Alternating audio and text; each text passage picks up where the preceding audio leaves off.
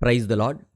Egypt దేశంలో మోషే పుట్టకముందు నుండే ఇశ్రాయేలు ప్రజలలో పుట్టిన ప్రతి మగబిడ్డను చంపేయమని ఫరో రాజు ఆజ్ఞాపించాడని బైబిల్లో వ్రాయబడి ఉంది. ఇది మనకు తెలిసిన విషయమే. అయితే ఫరో రాజు అలా ఆజ్ఞాపించడానికి గల కారణం ఏమిటో, మోషే దేవునితో నేను నాలుక మాంద్యము గలవాడను అని అన్నాడు కదా, మోషే ఎందుకు నత్తివాడయ్యాడో ఈ వీడియోలో తెలుసుకుందాం. బైబిల్ చెప్తున్న విషయాలు, పురాతన గ్రంథాలు చెప్పే కొన్ని రహస్యాలు మరియు యూదుల సంప్రదాయాలలో చెప్పబడే సంఘటనలు ఇవన్నీ కలిపితే చాలా ఆశ్చర్యకరమైన విషయాలు మనకు తెలుస్తాయి. నేను చెప్తున్న ఈ విషయం యాషారు గ్రంథంలో వ్రాయబడి ఉంటుంది. యాషారు గ్రంథం ఉంది అని బైబిల్లో కూడా వ్రాయబడి ఉంది. ఇది కూడా మనకు తెలిసిన విషయమే. మోషే ప్రవక్త పుట్టకముందు ఏం జరిగిందంటే, అప్పటికి ఇశ్రాయేలీలలో మగపిల్లలు ఎక్కువ మంది పుట్టడం వల్ల వారి జనాభా పెరిగిపోతుందని, ఇశ్రాయేలీలు తమపై తిరుగుబాటు చేసి ఈజిప్ట్ దేశం నుండి వెళ్ళిపోతారేమో అని ఫరో రాజు చాలా ఆందోళన చెందుతూ ఉన్న రోజుల్లో ఫరో ఒక రాత్రి గాఢంగా నిద్రపోయాడు. ఆ రోజు ఫరో రాజుకు ఒక కల రావడంతో నిద్రలోంచి ఉలిక్కిపడి లేచాడు. ఒక హెబ్రీ బాలుడు పుడతాడు. అతని వల్ల ఈజిప్ట్ దేశానికి, ఈజిప్ట్ ప్రజలకు చాలా పెద్ద ప్రమాదం రాబోతుంది అని ఫరోకి కల వచ్చింది. ఒక హెబ్రీ బాలుడు వల్ల తమ దేశానికి ఒక చెడు జరగబోతోంది అని కల రాగానే ఫరో ఒక ఆజ్ఞ ఇచ్చాడు.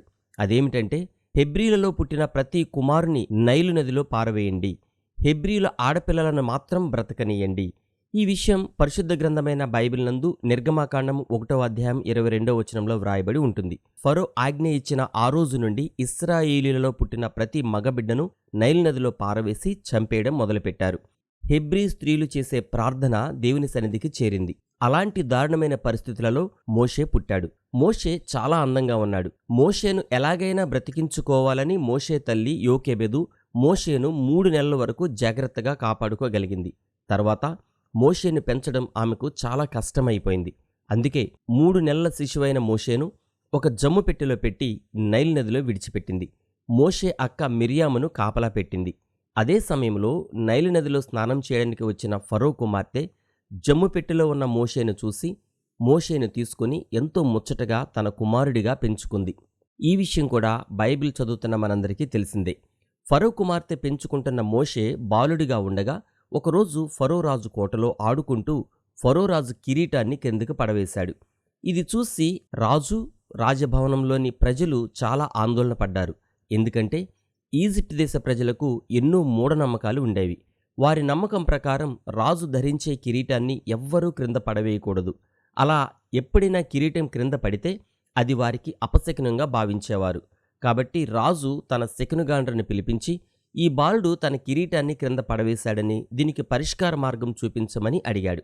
అప్పుడు ఆ శకునగాండ్రు ఫరోతో ఇలా అన్నారు, ఇది చాలా అపశకునం. హెబ్రీల బాలుడి ద్వారా ఈజిప్ట్ దేశానికి ఒక పెద్ద ప్రమాదం రాబోతోందని మీకు కల వచ్చింది కదా, ఆ బాలుడు ఇతనే. ఈ బాలుడు వలన ఈజిప్ట్ ప్రజలు భవిష్యత్తులో చాలా బాధలు అనుభవిస్తారని చెప్పారు. దీనికి పరిష్కారం ఏమిటి, ఇప్పుడు ఏం చేయాలని ఫరో వారిని అడిగినప్పుడు వారు ఒక మార్గాన్ని సూచించారు. అదేమిటంటే, ఈ బాలుడు తెలివిని పరీక్షించడం. బంగారాన్ని, నిప్పును ఈ బాలుడు ముందు పెట్టాలి. ఈ బాలుడు బంగారం పట్టుకుంటే చాలా తెలివిగలవాడు. ఇతని వల్లే దేశానికి ప్రమాదం రాబోతుంది. ఒకవేళ ఈ బాలుడు నిప్పును పట్టుకుంటే తెలివిగలవాడు కాదు, మూర్ఖుడు. ఇతని వల్ల దేశానికి ఎటువంటి ప్రమాదం రాదు అని చెప్పారు. వెంటనే రాజకిరీటము, నిప్పు తీసుకుని వచ్చి బాలుడైన మోషే ముందు పెట్టారు. ఆ రెండింటినీ చూడగానే మోషే తన చెయ్యిని రాజకిరీటం వైపు చాపబోయాడు. కానీ దేవుని శక్తి వల్ల మోషే నిప్పు వద్దకు వెళ్లి నిప్పును వెంటనే నోట్లో పెట్టుకున్నాడు. మండుతున్న నిప్పు మోషే నాలుకను తాకగానే అతని నాలుక కాలింది. గట్టిగా ఏడ్చాడు.